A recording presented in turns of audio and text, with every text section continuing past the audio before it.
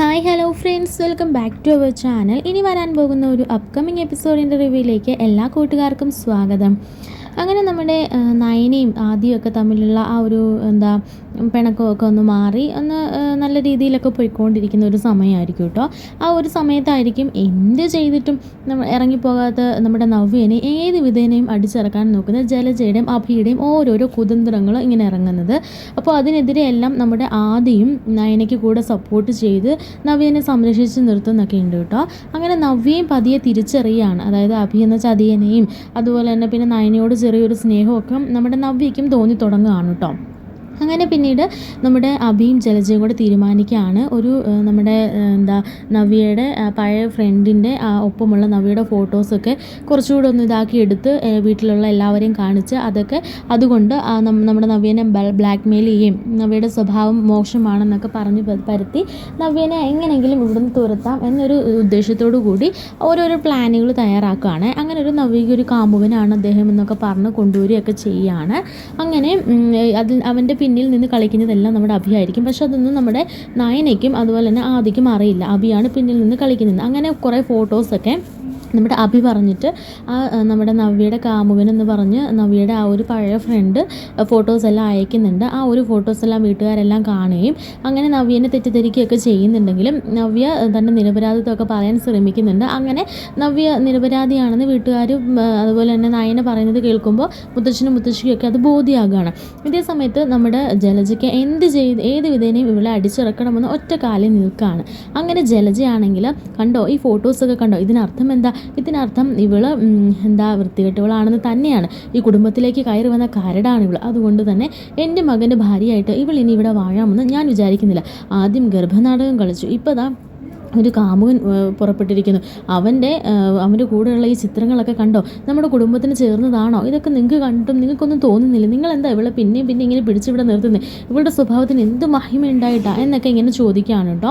അങ്ങനെ നമ്മുടെ നവ്യയുടെ ദേഷ്യത്തിൽ പിടിച്ച് വലിക്കുകയാണ് ജലജ. അങ്ങനെ വലിച്ച് താഴേക്ക് ഇടുന്നുണ്ട് കേട്ടോ. അപ്പോൾ ആ സമയത്ത് പെട്ടെന്ന് നമ്മുടെ നവ്യ തല കറങ്ങി വീഴാണ്.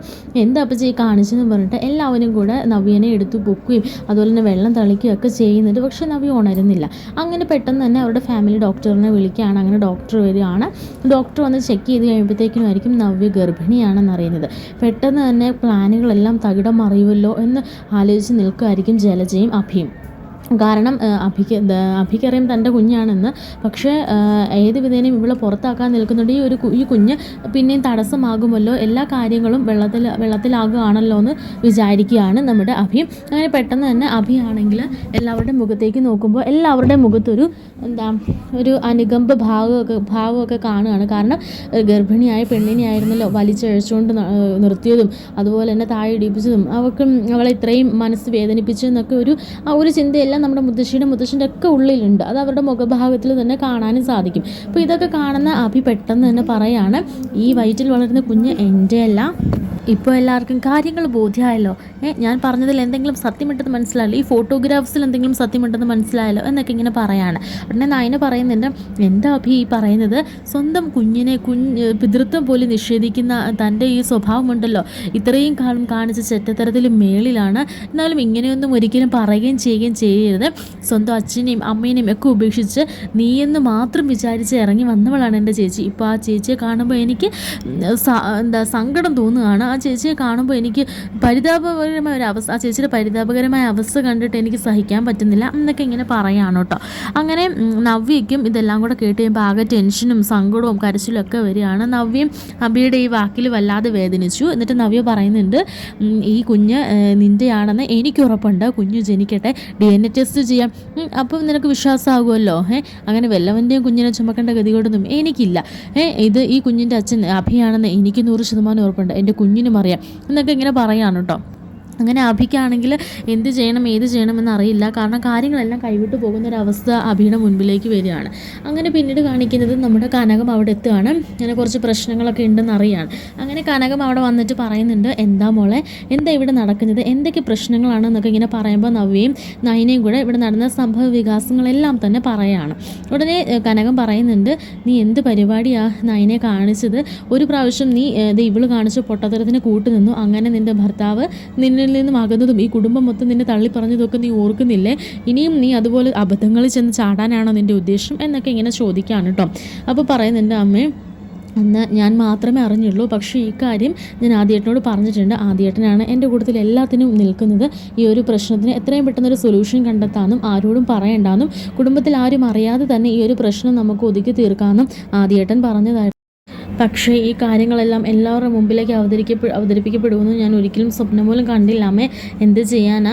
എന്തായാലും ഈ പ്രശ്നത്തിനൊരു പരിഹാരം കണ്ടെത്തണം. അത് എന്തായാലും എൻ്റെ ചേച്ചിക്ക് വേണ്ടി ഞാൻ എന്ത് വേണമെങ്കിലും ഞാൻ ചെയ്യും എന്നൊക്കെ ഇങ്ങനെ പറയാണ്. ഉടനെ കനകം ഇങ്ങനെ നവ്യനെ നോക്കിയിട്ട് നയനയോട് പറയുന്നുണ്ട്, നീ ഈ ചേച്ചിയുടെ പുറകെ നടന്ന് നിൻ്റെ ജീവിതം ഒരിക്കലും നശിപ്പിക്കല്ല. നിനക്കൊരു അവസ്ഥ ഇങ്ങനെ ഉണ്ടായതാണ്. അവസാനം ഇവള് നിന്നെ കൈ കഴിയും. അതുകൊണ്ട് കാര്യങ്ങൾ സൂക്ഷിച്ച് വേണം ചെയ്യാനെന്നൊക്കെ ഇങ്ങനെ പറഞ്ഞു കൊടുക്കാനുണ്ട്. അപ്പം നവ്യയുടെ മുഖം കണ്ടാലും നവ്യയും ഇങ്ങനെ നയന പറഞ്ഞതെല്ലാം കേട്ടിട്ട് നവ്യയ്ക്കും ചെറിയ വിഷമമൊക്കെ ഉണ്ട്.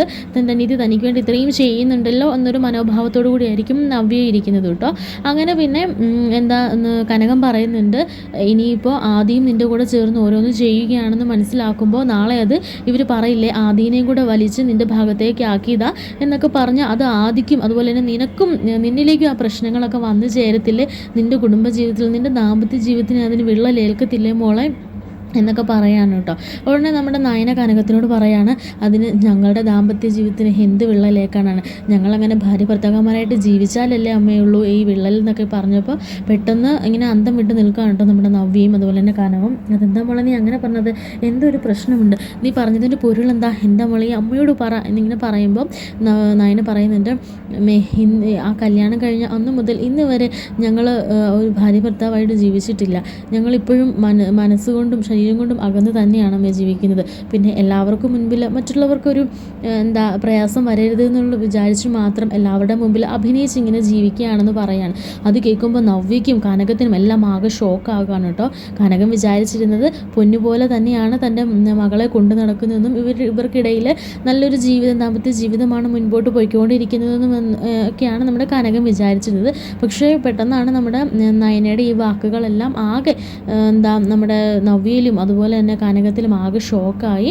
അങ്ങനെ കരഞ്ഞ് പിന്നെ ആ വീട്ടിൽ നിന്ന് ഇറങ്ങിപ്പോകുന്ന കനകത്തിനെ കാണിച്ചുകൊണ്ടായിരിക്കും ആ ഒരു എപ്പിസോഡൊക്കെ കഴിഞ്ഞത്. എന്തായാലും വളരെ രസകരമായ മുഹൂർത്തങ്ങളൊക്കെ ഇനി വരാനിരിക്കുന്നതേ ഉള്ളൂ. ഇതുപോലുള്ള അപ്കമിങ് വീഡിയോസുകൾ കേൾക്കാൻ താല്പര്യമുള്ളവർ എൻ്റെ ചാനൽ ഒന്ന് സബ്സ്ക്രൈബ് ചെയ്തേക്കണേ, ലൈക്ക് ചെയ്തേക്കണേ. Thanks for watching.